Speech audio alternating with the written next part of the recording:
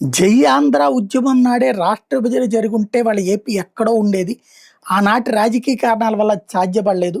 అయినా విభజన తర్వాత నేను కేంద్ర మంత్రిగా ఉన్న సమయంలో దేశంలో ఏ రాష్ట్రానికి ఇవ్వని నిధులు, ప్రాజెక్టులు ఏపీకి వచ్చేలా కృషి చేశా. ఇది వెంకయ్యనాయుడు గారు ఇచ్చినటువంటి స్టేట్మెంట్ మన పుస్తక ఆవిష్కరణ సందర్భంగా. చాలా కరెక్ట్ పాయింట్ ఆయన.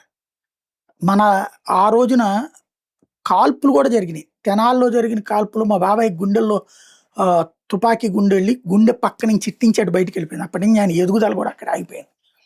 అలాంటిది మా ఫాదరు పాల్గొన్నారు ఆ రోజుల్లో జై ఆంధ్ర రోజు.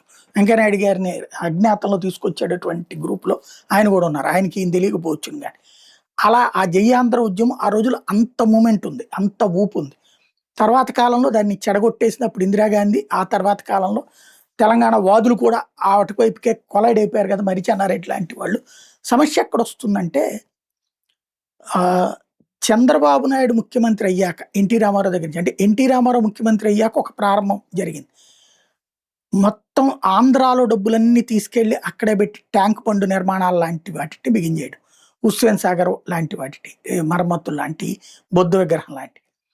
ఆ తర్వాత చంద్రబాబు నాయుడు ఇక ఇక్కడున్న పరిశ్రమల్ని, వ్యాపార సంస్థలన్నిటిని కూడా తీసుకెళ్ళిపోయాడు. ఆ తర్వాత వచ్చిన రాజశేఖర్ రెడ్డి మరింత outer ring road, Shamshabad airport వీటన్నిటితో రాష్ట్రానికి సంబంధించినటువంటి కీలకమైనటువంటి అభివృద్ధి మొత్తం నిధులన్నీ తీసుకెళ్ళి హైదరాబాద్ డెవలప్‌మెంట్ మీద ఎవరికి వాళ్ళు పోటీలు పడి ఖర్చు పెట్టారు. ఆ తర్వాత వచ్చిన ముఖ్యమంత్రులు కూడా. ఫలితమే ఆంధ్రప్రదేశ్‌లో సంపాదనంతా ఒకచోట కేంద్రీకృతం అయిపోయింది. ఉపాధి ఉద్యోగాలంతా ఒకచోట కేంద్రీకృతం అయిపోయింది.